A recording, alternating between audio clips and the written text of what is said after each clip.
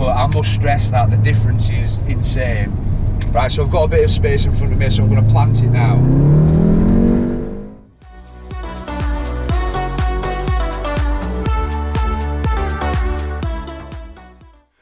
Hey up everybody, and welcome back to the channel. Let's close the door.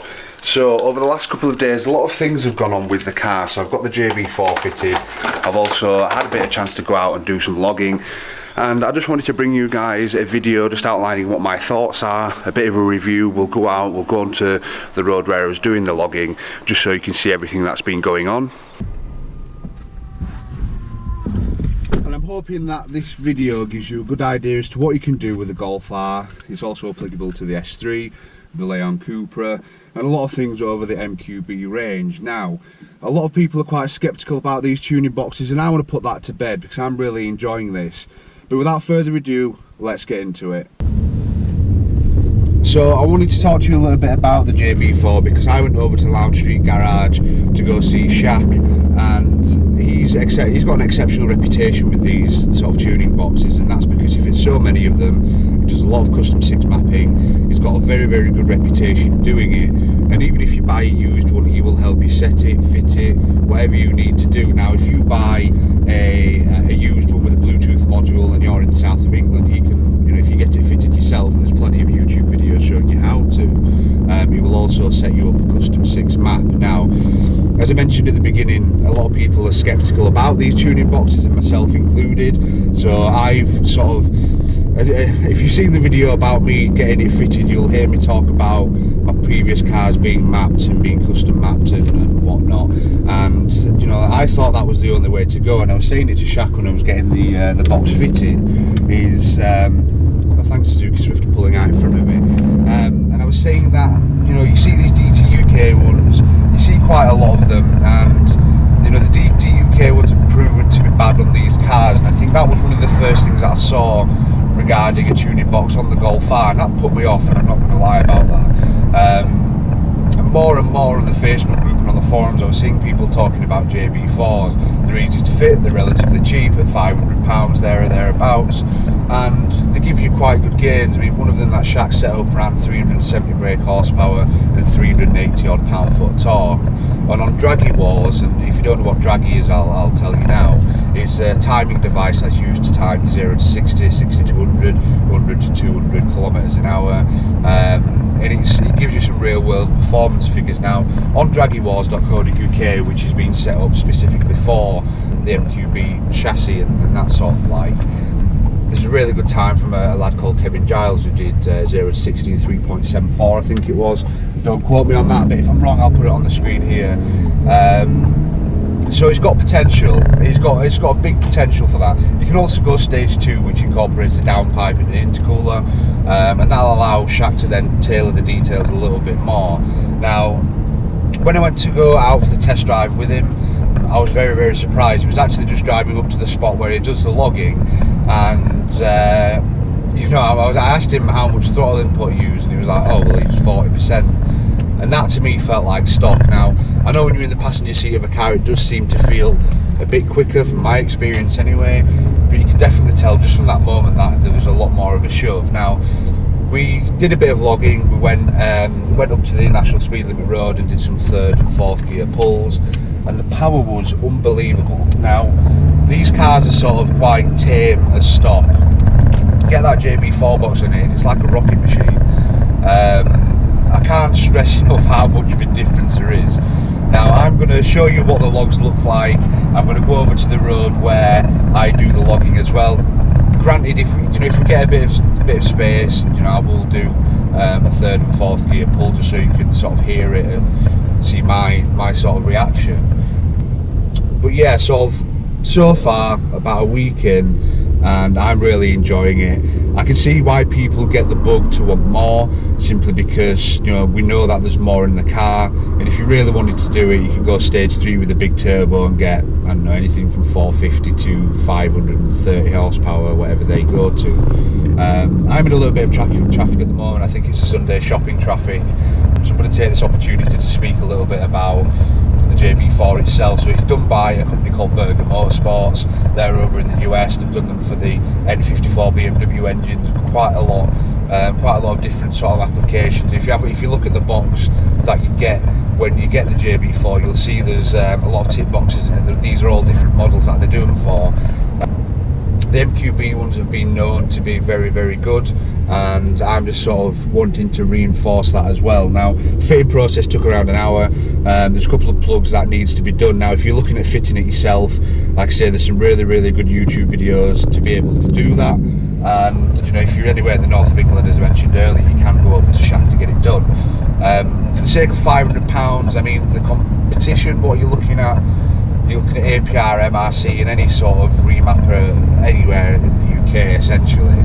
So we'll start with APR and MRC. You know, they are a little bit more expensive, granted, because of the brand names, and they are very, very good, and I'm not doubting that whatsoever. But for some people who want the option to be able to take it off, and that's the beauty with the JB4, you can actually take it off and sell and get most of your money back. So if you wanted to get a flavour of what more power in the Golf R or the S3 or the Coupe looks like, you can do that.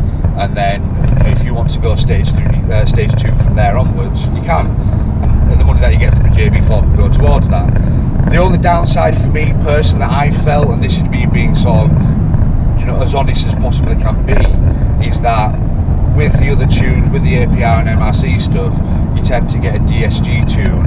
Now, I don't know realistically what the difference is. I've been in Ryan's car, which has got the ECU tune and the DSG tune, and I just feel like it's a lot sharper on the gear shift, and that's the only thing that I'm really missing, really. But you can get one done if you've got a JB4. There's nothing to say that you can't, but I just think the whole package just works a little bit more.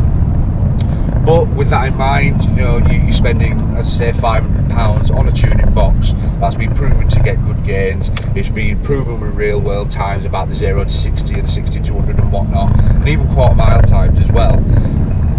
So I'm probably a couple of minutes away from the spot where I like to do the logging.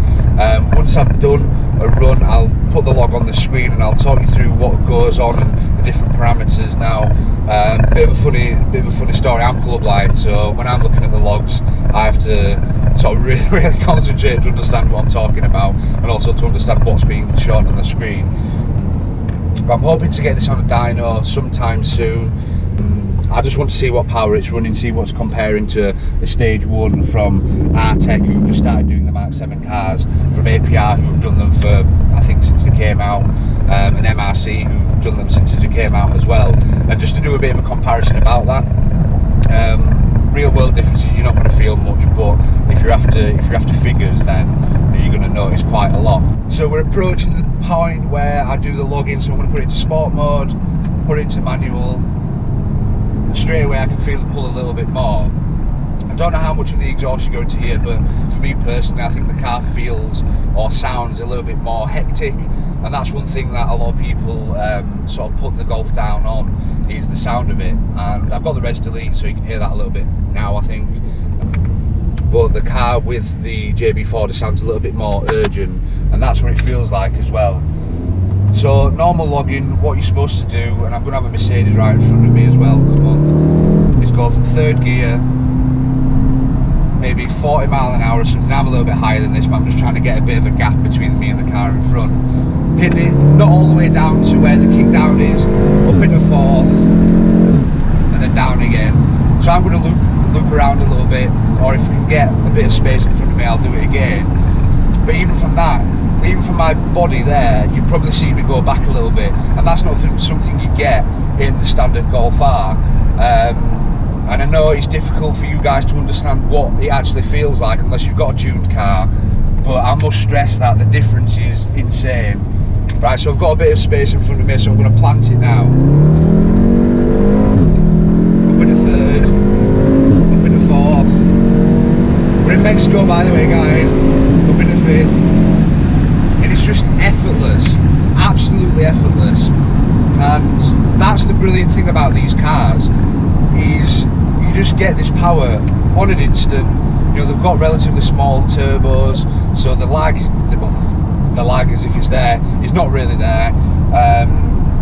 And I hope from that little bit there that you can see or feel or see my body difference. I don't know how to explain it. So, you know, I was saying to Shaq when I was getting it fitted, I was a little bit breathless and speechless when he put his foot down. You'll probably see that from my face and from the video. But you know, the logging side is very useful because what you can do, so let's say I don't have the JB4 app open now, my phone's somewhere in the car, but it'll create a graph, and that graph, if you scroll all the way out and put it in landscape mode, you can see what goes on with the car with regards to the timing, with regards to the temperatures of the air, you know, the boost, the gear, everything, throttle closures, whatever you want to think of, you know, name it, and it'll be there. And when you send that to Shaq, it allows him to then understand what's going on with the car, and from that point he can dial it down, he can put it up.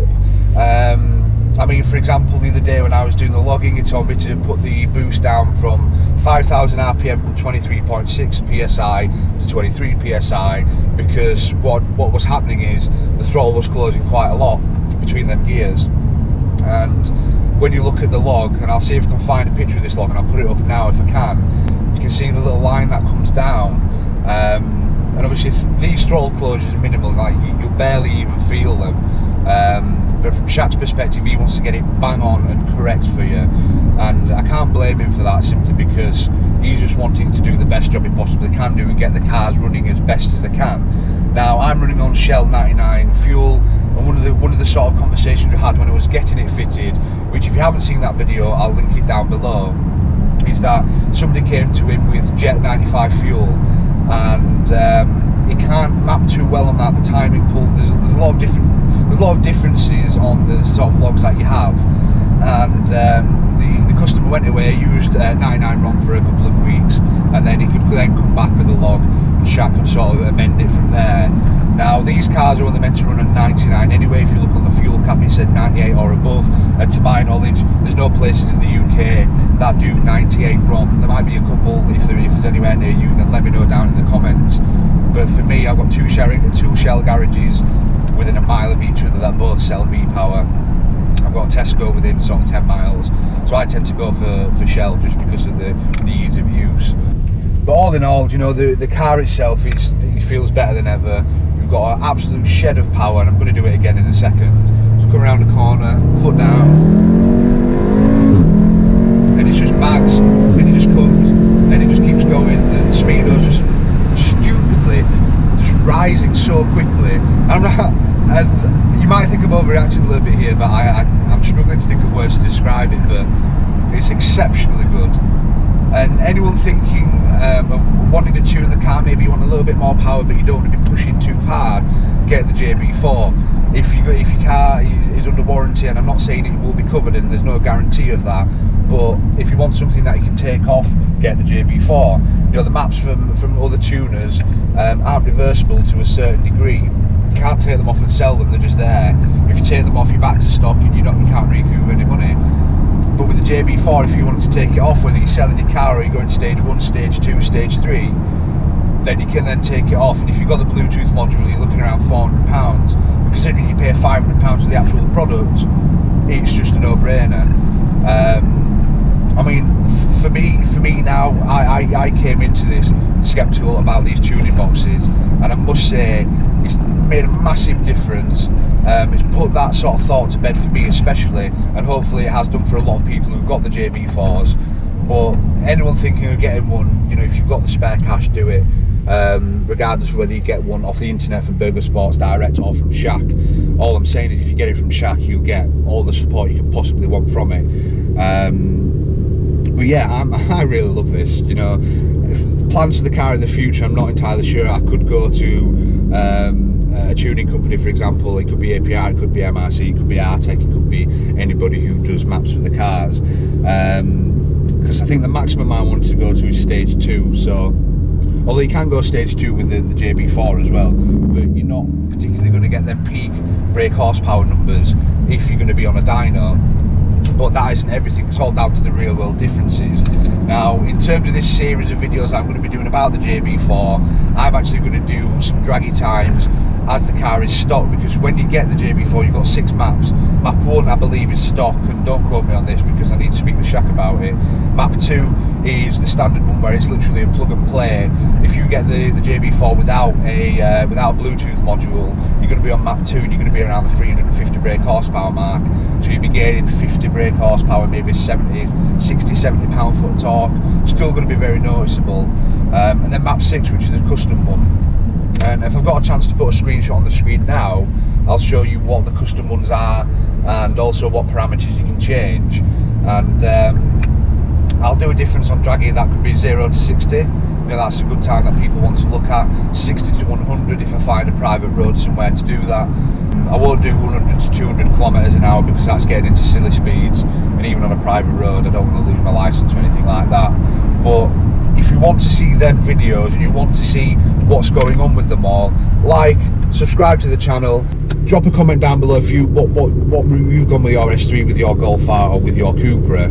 Have a bit of a chat about it. Remember to follow me on Instagram. That'll be at the beginning and the end of the video. But yeah, that's it. I mean, I'm exceptionally impressed with this, and I'm sure you would be too. So let's have a bit of an acceleration.